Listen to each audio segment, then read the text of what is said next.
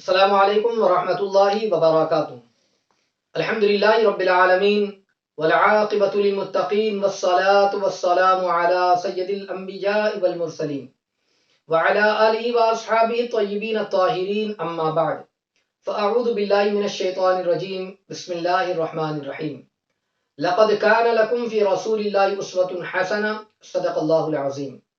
الصلاة والسلام علیک یا رسول اللہ وعلی آلک واصحابک یا حبیب اللہ صلی اللہ تعالی علیہ وسلم۔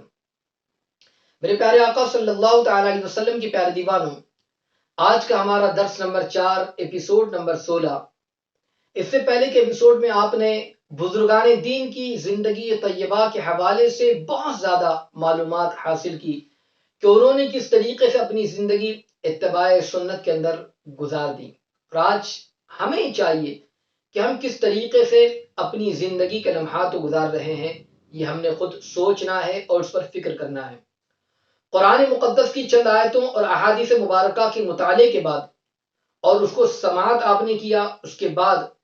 ہمیں اتباع سنت کی ضرورت اور اہمیت، فضائل و فوائد اور اتباع سنت ترک کر دینے پر حاصل ہونے کے تمام نقصانات کا یہ بخوبی اندازہ بھی ہو گیا ہے، اور انہی کو ذہن میں رکھتے ہوئے اگر ہم اپنے شب و روز کے معمولات پر نظر دوڑائیں تو ہمیں اندازہ ہوگا کہ اتباع سنت میں اس قدر فضائل اور فوائد ہونے کے باوجود ہم اپنی زندگی کو اتباع سنت میں کے سانچے میں ڈھالنے کی کوشش نہیں کرتے، بلکہ ہمارے شب و روز کے معمولات سنت رسول صلی اللہ علیہ وسلم سے بالکل ہٹ کے ہیں۔ اور جبکہ حقیقت یہ ہے کہ جن لوگوں کا طریقہ اور طرز زندگی اپنانے میں ہم اپنے لیے فخر اور کامیابی کی ضمانت سمجھتے ہیں، وہ نہ ہمیں دنیا میں کامیابی کا راستہ دکھا سکتے ہیں اور نہ ہی آخرت میں ہمارے لیے نجات کا سامان مہیا کر سکتے۔ حضرت عبداللہ بن عمر رضی اللہ عنہ تبارک و تعالی عنہ سے مروی ہے کہ حضور رحمت عالم نور مجسم صلی اللہ تعالی علیہ وسلم نے ارشاد فرمایا، ابو داؤد شریف کی روایت ہے، میرے آقا فرماتے من تشبہ بقوم فهو منہم، جس نے کسی قوم کی مشابہت اختیار کی وہ انہی میں سے ہے۔ اور حضرت علی رضی اللہ عنہ تبارک و تعالی عنہ سے مروی ہے کہ حضور سرور کونین صلی اللہ تعالی علیہ وسلم نے ارشاد فرمایا،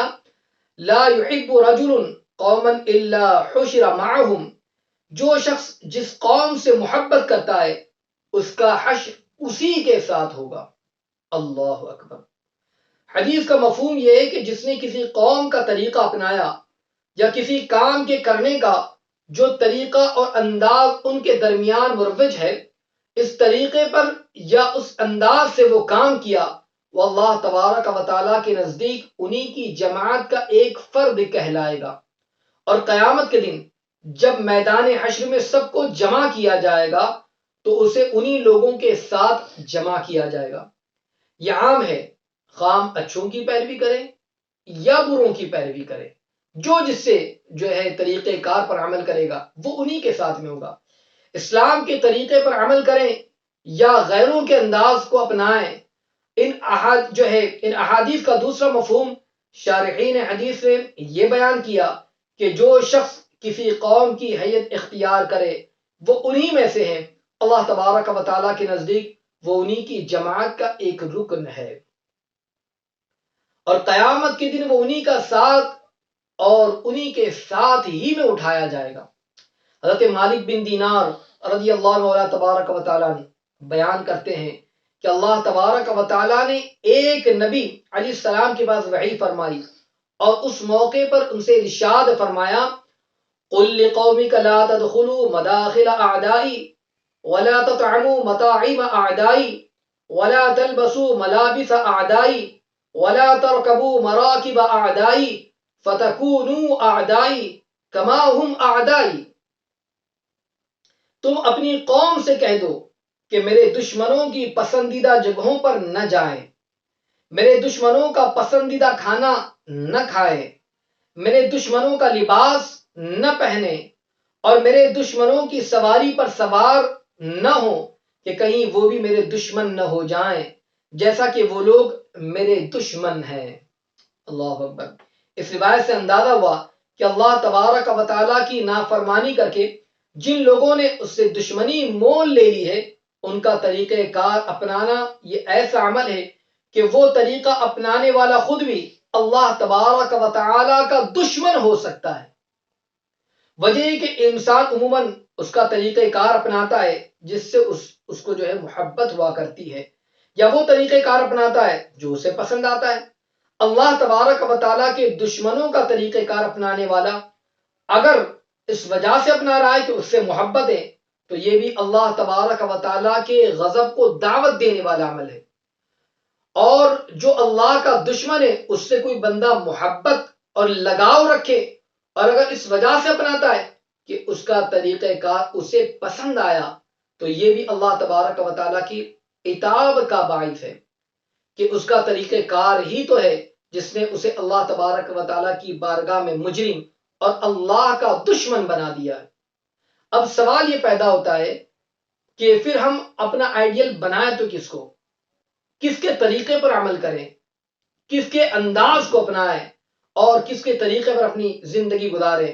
تو اس کا جواب خود قرآن مقدس نے ہمیں عطا فرمایا۔ اللہ تبارک و تعالی ارشاد فرماتے ہیں سورہ احزاب میں، لقد كان لكم في رسول الله اسوة حسنة لمن كان يرجو الله واليوم الآخر وذكر الله كثيرا، بے شک تمہیں رسول اللہ صلی اللہ علیہ وسلم کی پیروی بہتر ہے اس کے لیے کہ اللہ اور پچھلے دین کی امید رکھتا ہو اور اللہ کو بہت یاد کرے۔ اس سے پتا چلا کہ اللہ تبارک و تعالیٰ نے اپنے پیارے رسول صلی اللہ تعالی وسلم کو ایسے اخلاقی کریمہ کا پیکر بنا کر بھیجا ہے کہ زندگی کے ہر گوشے میں آپ کا جو ہے اگر طریقہ اگر ہم عمل کریں، آپ کی سنتوں پر عمل کریں اور اسی پر عمل کرتے ہوئے اپنی زندگی گزارے، تو یاد رکھ لیجئے کامیاب زندگی گزرے گی۔ آپ کی زندگی کا ہر گوشہ یہ ہمارے لیے نمونہ ہے، آئیڈیل ہے۔ اگر ہمیں اپنانا ہے کسی کا طریقہ تو آقا دو جہاں صلی اللہ علیہ وسلم کا طریقہ اپنائیں، زندگی گزارنا ہے تو آقا دو جہاں صلی اللہ علیہ وسلم کی زندگی طیبہ پر عمل کرتے ہوئے اپنی زندگی گزارے، ورنہ یاد رکھ لیجئے جو جس قوم سے محبت کرے گا اس کا حشر اسی کے ساتھ ہوگا، جیسا کہ آپ نے سماعت کیا۔ اگر ہم بزرگان دین کے طریقے پر عمل کریں گے، آقا کریم صلی اللہ تعالی علیہ وسلم کی سنتوں پر عمل کریں گے، قیامت میں ان کا ساتھ میسر آئے گا۔ ورنہ یاد رکھ لیجئے اگر آج ناچنے والے، گانے والے اور فلم ایکٹرز کے اگر طرز زندگی کو ہم نے اپنا آئیڈیل اور نمونہ بنایا اور اس طریقے سے اپنی زندگی گزارتے رہے، تو یاد رکھ لیجئے وہ تو جو ہے ہلاک اور برباد ہوں گے، اور ساتھ ساتھ میں ان کے طریقے پر عمل کرتے ہوئے ہم اپنی دنیا اور آخرت دونوں کو برباد کریں گے۔ اس لیے اللہ تبارک و تعالیٰ سے ڈرتے رہے، اللہ تعالیٰ کے دوستوں سے محبت کرے اور اللہ تبارک و تعالیٰ کے دشمنوں سے دور رہے، ان سے نفرت کرے اور ان سے دشمنی رکھے۔